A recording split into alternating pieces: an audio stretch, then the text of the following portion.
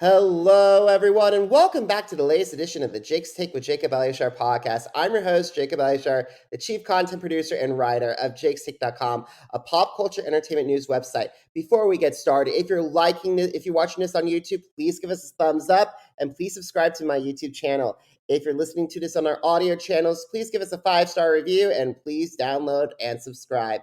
I'm very, very thrilled and excited to welcome my guest on my right. He started out his career as a dancer with Kaba Modern, and you might have seen him on America's Best Dance Crew before he transitioned as an actor that started with recurring roles on The Walking Dead, Hawaii Five-0, and Franklin Bash before moving on to becoming leading roles on Netflix, Wu Assassins, and Fistful of Vengeance. And now he's going to be Kai on the CW's highly anticipated Walker Independence. And as of this recording, he has over 21,700 Instagram followers. So please help me welcome Lawrence Kao to the podcast. Hey, thanks for having me, Jacob. I'm excited to be here. I'm very happy to have you here, Lawrence. Thank you so much for taking time out of your schedule to talk with me today. I really appreciate it. Yeah, of course. All right, Lawrence, when did you get interested in performing, and how did that passion evolve into desire to pursue a career in the entertainment industry? I think I started getting into the arts maybe in high school. Just started getting into theater, started doing small skits after school, and then just I did some plays in high school, and then I decided to become a theater major in college. And then when I was in college, I got really interested in hip hop dance, in choreography dance, and then I started doing that. Eventually, I went on MTV's America's Best Dance Crew, competed with my team that I was on in college, and then after that, I just continued to venture into theater, which was what originally what I went to college for, and then I just started auditioning for things and just continued to pursue a career in storytelling. That's incredible. I want to say you were part of the Kaba Modern dance crew, and I'm glad you brought up America's Best Dance Crew because how did your love of dance propel your performance style and your presentation as you move forward? Because you guys create several groundbreaking routines.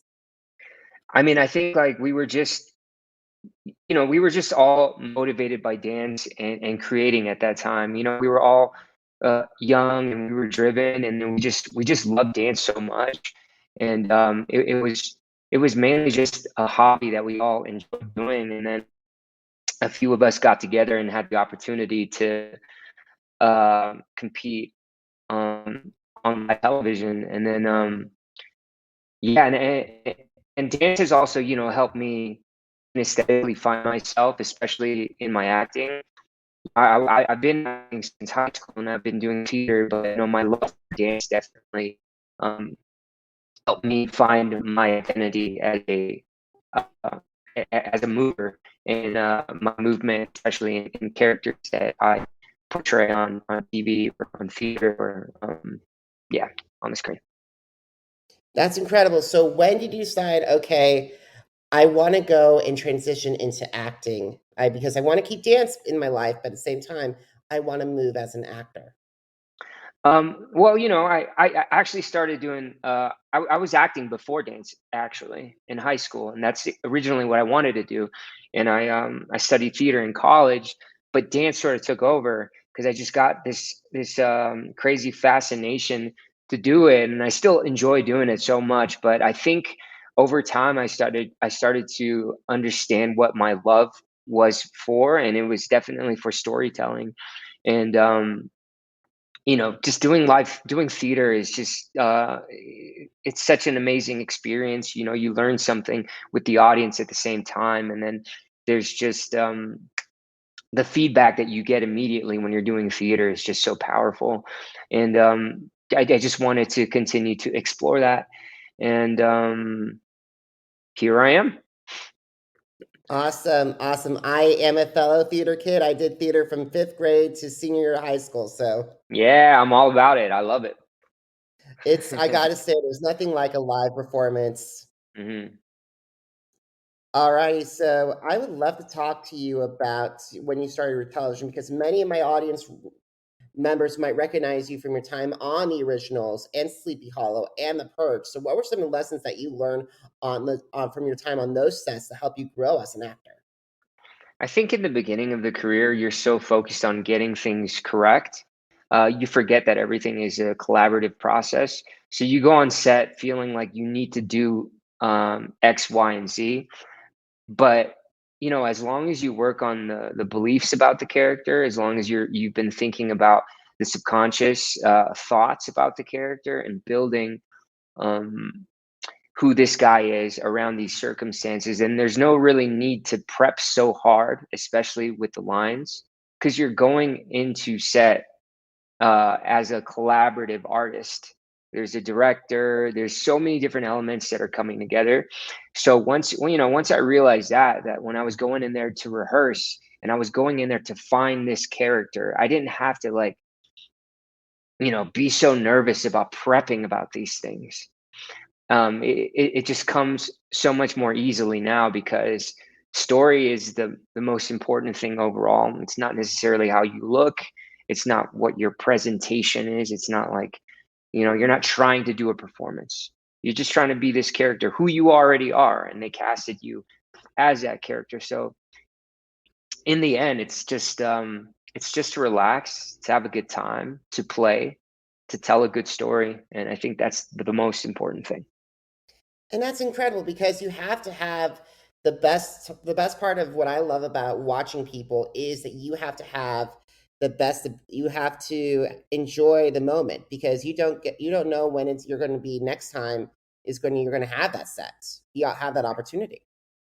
Yeah, I mean, I feel like just in life, in everyday life, we should take that too, and just enjoy what this moment is, because this is all that we do have, right? And so, taking that concept and putting it into your work as an actor, I feel like is super important. Awesome. So as you are going and working your way into the entertainment industry, what are some of the challenges that you face, like getting from role to role, and how have you overcome those obstacles? I mean, the biggest challenge as an actor is it's got to be the rejection because you're auditioning so many times. There's going to be so many no's, but it's just like keeping your head in the right headspace, trying to remember and ground yourself as to why you're doing what you're doing. It's not for fame. It's not for followers. It's not for people to worship you in any kind of way. It's because you just absolutely enjoy doing this. You love storytelling. You love making people feel emotions. You love making people feel empathy for people that aren't like you. And so over the years it's been challenging when you don't get jobs or when things don't go your way, because your head starts going like, well, I deserve this, I need this, like I need this for my career. But like over time,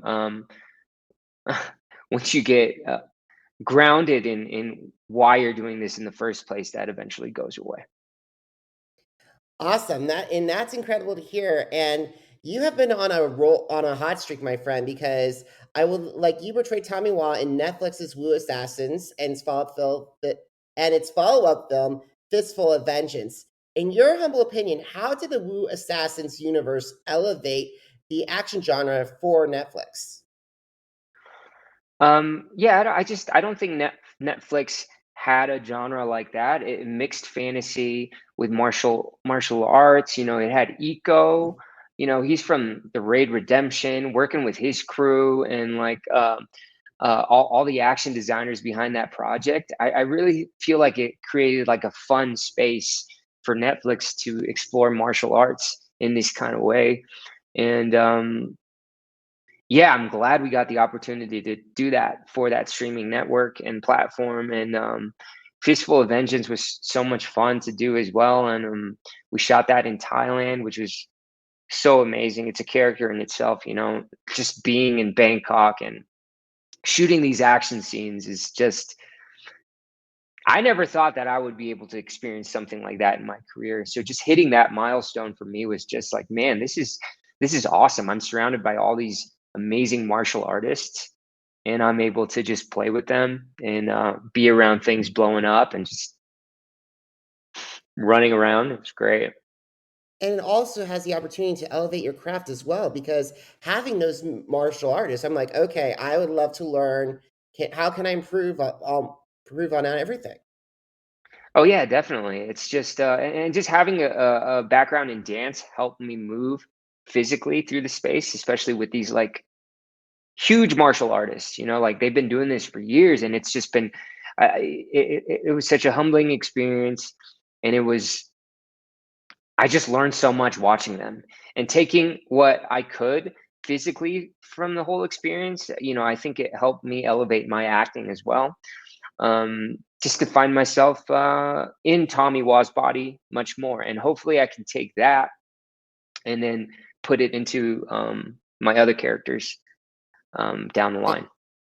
Awesome. I want to talk to you about, like, how do you think Tommy Wah has evolved as a character between both the Wu Assassins and Fistful of Vengeance, and if there's a follow up, where do you think Tommy goes? I mean, Tommy,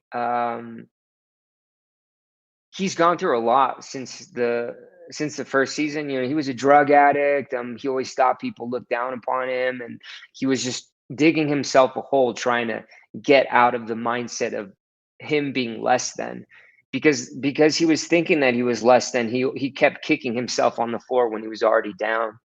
And I think because I mean, spoiler alert, my sister gets killed in between the first season and the movie, and I think that grounds Tommy in a way where he realizes, hey, I'm not a fuck up, because at the end of the first season he realizes he's not a fuck up, and then there's room for growth, and he can help his friends and family along the way in this adventure. And taking that and the death of his sister, I think Tommy Wah is just out for blood in the second movie, and he's just trying. He's still stubborn in the fact that he's just trying.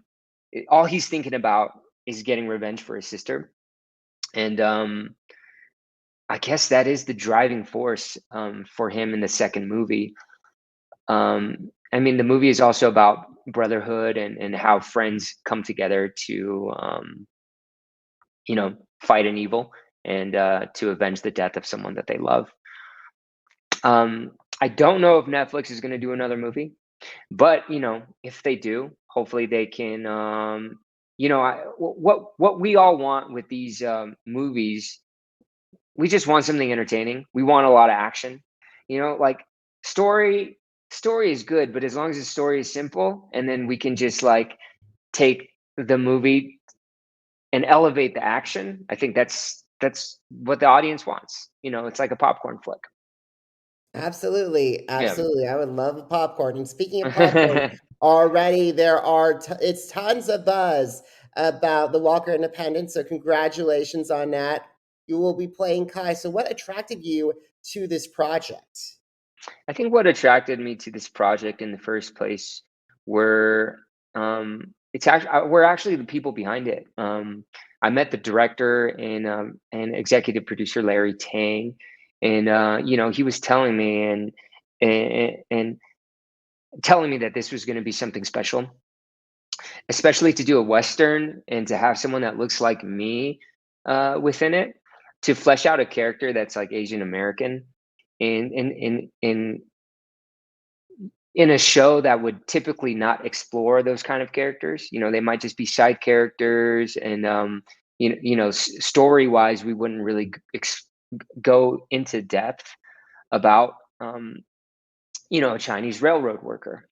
And to be able to play a person like this, and a character that's just so much, that has so many more layers, I felt was a kind of responsibility on my behalf. And I thought it would be cool to just take how this character sounds, but make him cool and give him some soul. I feel like a lot of these characters, a lot of these Chinese characters, if they had accents, people usually look down upon accents. Even as an Asian American actor, it's always like, man, I don't want to jump into an accent and do an accent because people are gonna look down upon it. It might bring our people back. But I thought this might be an opportunity for me to play a character like this and be like, no, man, let's embrace this. You know. I'm totally, and Um, here's the thing, I am so happy that you guys are that it is finally taking I'm in awe, I'm in shock, and then I'm like blew the that this is the time to do it. And I'm like, I'm just so in awe, and I'm like in wonder because no one has touched upon this in any media about the Chinese railroad workers. I'm so glad that Walker Independence is giving them a spot, and you're going to have that opportunity to do that. yeah, it's fun. There's a lot of westerns that are popping up right now too, and so I think what we're trying to do is just like show how people really were, how people really did exist back then. Obviously, story is gonna there's gonna be a lot of cool backstory. There's gonna be a lot of twists and turns, and I think that's what's gonna make this exciting because the people in the town that look like us, so many things have happened during that time in history, and to allow that to sit in the background with characters that look like us and to see how we can incorporate that and play with each other within this environment is, I think, is going to be really fascinating and interesting for audience members. I totally agree. Okay, can you give us a little teaser of when we first meet Kai and how you think he is going to be building throughout this first season? What's fun about network TV is that story is like constantly building. So you go into this not necessarily knowing what's going to happen, and that's exciting. That's the exciting thing about me too. So as the audience members are watching, I'm learning about my character as well. But you know all I can say is Kai is trying to find himself and his identity in independence. There might be some things that he's trying to absolve himself from a previous life, and he's one of the lines that he says in the first episode is that um, sometimes you just know when you need a new beginning. And I think for his character and even for all the characters, they're trying to find themselves. They're trying to figure out what's going on in their lives at this point, in comparison to what has happened in the past. And they're just trying to push forward. And Kai, he worked on the railroads in San Francisco, and eventually he found himself in Texas Independence. And he's just taking all the cards that he's been given in his life, and he's playing the best hand that he can possible. And that's Um, uh, and that's all he can do. And like it feels like there are similarities between Tommy and Kai. um, yeah, I mean, in the end, like everyone can connect with what Kai's going through. Anyone can connect with what Tommy is going through. We're all trying to figure out who we are, and we're all trying to figure out our place in society. And yeah, I hope when people watch Walker Independence and people can have hope in their own lives that that it's not the end, that they can find a new beginning and then they can find themselves again. Awesome. So second to last question. Are you ready? Yes, let's do So, it. alrighty. So actually, third last question. So, what are some of your favorite social media apps that you like to connect with your fans? um I'm only on Instagram, and I'm on Twitter as well, but I'm not really on the platform as much. But yeah, if people want to connect with me, follow me on Instagram or follow me on Twitter. Hopefully I'll be more active on there. But yeah, those are the only two platforms that I'm currently using at the moment. Awesome. So, if you had a chance to sit down with actors who want to say, "Okay, I've been through this. I want to go from transition from extra work to some more of a supporting roles in the networks or in streaming," what advice would you share with them? Um, I think the most important thing is just that they continue to work on their craft. That's the only thing that you have. If you're not taking classes, you should be taking classes. You should be you should be working out. It's like going to the gym. You got to keep your muscles strong. And also, like, it's literally beliefs about if you can do it or not. If you believe that you can make it, if you have the belief that you have a story to tell and that you can actually make a difference in entertainment, I'd say just believe in yourself and go do it. It's like the people think like, it's so difficult to become a doctor, right? There's so many things that you have to do. Like it'd be so hard for me to do it. But if I was like, what do I need to do? I gotta go to med school. I gotta go do this. I gotta X, Y, and Z. It's the same thing as acting. Sometimes we put acting on a pedestal. We're like, yeah, man, I can't believe they're doing that. But it's just a job. It literally is just a job. Like, how do you become this? Just figure it out, and Absolutely. enjoy the journey, Absolutely. Absolutely. So the final question, are you ready? Maybe. Where can they connect with you on social media? That's number one. Number two, where can they find Walker Independence? And finally, where can they find Woo Assassins and Fistful of Vengeance? You guys can follow me at I am Lawrence Kao. It's IAMLAWRENCEKAO, my name. And you can catch Walker Independence on the CW on October 6th, or you can download their app and you can watch it for free the next day. And if you guys want some good action, go watch Woo Assassins or Fistful of Vengeance on Netflix.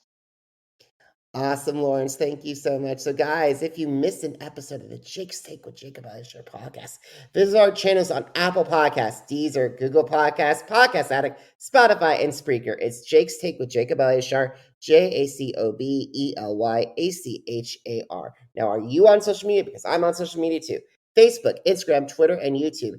Jacob Elyachar, JACOBELYACHAR.